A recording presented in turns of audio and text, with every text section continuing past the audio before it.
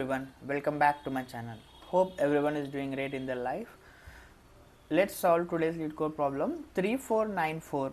Find the minimum amount of time to brew potions. Okay, so I have spent enough amount of time to understand the problem statement. Okay, I spent decent amount of time. I don't know whether others also spend the same amount of time and came back landed over on this video. So let me go through the problem statement now quickly. You have been given two integer arrays skills and mana of respective sizes. In the laboratory, n wizards must brew m potions in a particular order. Okay, if a particular portion of if they are in order to complete a brew, each wizard has to work on that particular brew. Okay, each portion has a mana capacity of mfj and must pass through all the wizards sequentially to brew properly. Okay, each mana has to be passed sequentially to all the wizards. Okay, the time taken by the ith wizard is basically skills of 5 times mana of j. In order to complete this particular brew by a particular wizard, he has to spend a time of this much amount. Okay, since brewing process is delicate, a potion must be passed to wizards immediately after current wizard completes their work. Okay, this means the time must be synchronous so that each wizard begins the process exactly when it arrives. Okay, return the minimum amount of time to complete the portion. Okay, let's jump back over here. I've just taken the test case, the first test case. Okay, so we have 4 wizards and their respective skills are 1, 5, 2 and 4, and we are supposed to basically brew all these manas. Okay, so let's take the first one. Okay, since they have to process in sequentially, so all the wizards has to first process this first mana. Okay, so which is of portion 5. Okay, it's a first bear whose portion is 5. Okay, so the first labor has to start at time t equal to 0 and has to spend a time of skill times the portion which is 5 till t equal to 5. No other wizard will do any work. Okay, now once the first wizard has done his work on this brew, he will pass down to the next wizard. Okay, and immediately he will start working on this brew. Okay, he will take a time of 5 times 5 which is 25 in order to complete his work, but since the first person has taken a time of 5 units, so 5 plus 25 would be 30. Till t equal to 30, both of them have worked. Now this brew will be passed to the next wizard and he will spend a time of 2 times 5 which is 10. So this person alone will spend a time of 10 seconds, let's say. So the overall time taken for all these wizards till now will be 30 plus 10 which is 40. Now we are at time t equal to 40. Since he has done his work, he will pass down the brew to the next person. So this person would take a time of 20 seconds in order to complete his own work, but the overall time taken would be 40 plus 20 which is 60. So far, in order to complete one brew by all the wizards, they have taken time t equal to 60. Okay, so they have taken 60 seconds. Now since this person was working on this particular wizard, all these workers can actually start their working process on a different brew. Okay, but we have to make sure the time at which the person is going to start working on a specific brew. Okay, let's say the first brew was completed. Okay, now let's say the first brew was completed and passed down till skill 2. In meantime, okay, skill 1 can actually start brewing his process on a different portion, right? Since he has already done his work on the first brew, he has passed it down, he can start immediately.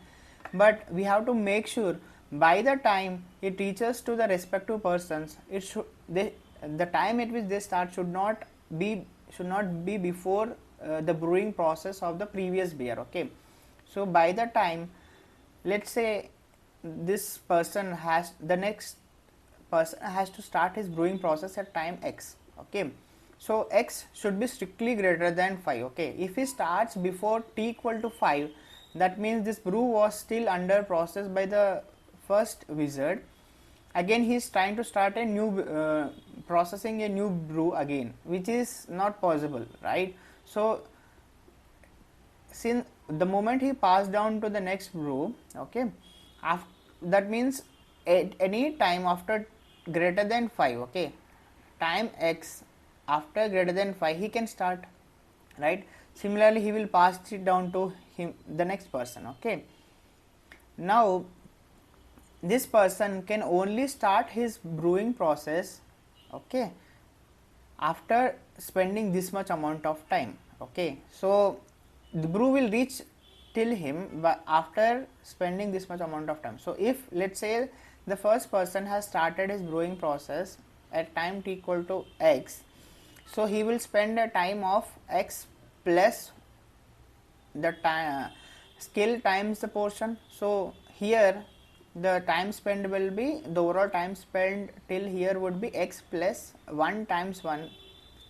This should be greater than 30. Okay, because the moment the time it reaches here, it has to be greater than 30, then only the second person can actually start his work. Okay, so if you solve this equation, then x has to be greater than 29. Okay, so here x has to be greater than 5 for this person in order to start his brewing process. For this person it has to be greater than 29. Okay, similarly we'll understand when exactly this person has to start. So x times 1 times 1 plus time spent by this person in order to brew will be 1 times 5, so which is greater than, it has to be greater than 40 in order him to start the new another brewing process.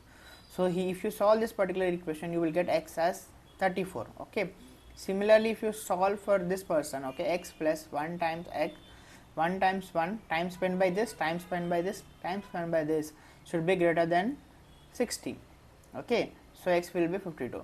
If you take the intersection, okay, the allowed time would be 52, which is maximum of all of these things. Whatever is maximum, that at that particular time only they have to start. Okay, if they start early, then one or another person cannot start brewing the process. Okay, so here x would be 52. So if you clearly observe here, if you see, we are actually multiplying the portion with the skills. Okay, in each process, if you take a portion as a common, we are actually multiplying with summing up the portions, summing up the skills and multiplying with the portion, right? Here if you see, 1 is the skill, 5 is the skill and 2 is the skill. We are if you take 1 as common, so we'll end up with 1 plus 5 plus 2, which is actually the skills. Okay, which is actually the prefix sum, we can say. So the idea is to use prefix sum and simulate the process and make sure that and get the maximum time required. Okay, so let me just go to the code and show you. So I've just defined the variables which as per the problem statement. N is the number of wizards we have and m is the number of brews. Okay, and I've just done the prefix sum on the skills so that we can directly get this calculation, which is 1 times 1 plus 1 times 5 plus 1 times 2. If I already have the prefix sum so far, I can simply multiply with the corresponding portion and get the overall value. Okay, so I just done the prefix sum on the skills. Okay, for the first one it will be just the skill, and the rest it would be the previous sum plus the current skill. Okay, this is just the standard prefix sum. Okay, and next is, if you have observed in our simulation process, the first person has to start at time t equal to 0 and he has to do his brewing process. The next portion will actually depend upon the previous, the next brew will actually depend upon the previous brew. Okay, so that's what I have done here. I have just simulated the first brewing process over here, I just started at time t equal to 0, and then I've just done the calculation for this. Okay, so for the first person it will be skill, I mean the mana times the prefix skill, which is so far it will be 1, so it will be 5, and the next will be 6 plus 5, which will be 30, and the next will be 8 plus 5, which will be 40, and so on and so forth. Okay, I just populated the time wizard for this first brew. Okay, for the, if you see the next portions, I am starting at index 1, that means I am simulating for the portion 1.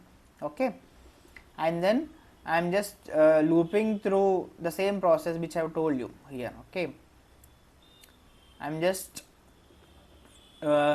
getting the time as the maximum time so far, comma the time of the current wizard. Okay, the time of the current wizard for the previous brew minus this entire thing, which is basically the portion times the prefix skill. Okay, portion times the prefix sum. Okay, that will basically give you the time. By the time you done, once you have, while you are processing for each labor or for each prefix sum in this particular process, you should also keep track of maximum, what is the maximum time so far we have done, or else you will actually loop through the entire time for the wizard and again do the process. Okay, instead of doing that, I just kept track of the maximum time reached so far, and then accordingly, once I got the time taken, time at which he max time at which he has to start, I just have to, now that I got the time as 52, that means the second brewing process has to start at 52. Okay, the second brew has to start at 52. If he starts at 52, then the wizard one would actually take a time of 1 times 1, which is 1, which is 52 plus 1, and 52 plus the prefix sum times the portion would give you this thing, and so on and so forth. Once you have done the entire simulation process, the last element in your time for the wizard would be the answer. Okay, so let me just submit this code, and if you see, it has satisfied all the test cases and it is performing pretty well. If you analyze the time complexity, we are just iterating through the wizards and the skills. Okay, for each wizard, for each skill, we are iterating through its prefix sum, right? So this would take a linear time complexity, this would take linear time complexity. Here if you see, we are iterating inside this. Okay, so this would take order of n square over here. So the max time or the overall time complexity would be order of n square in this particular use case. Okay, yeah, that's all about this problem. Do subscribe to my channel for more such coding videos. Thank you.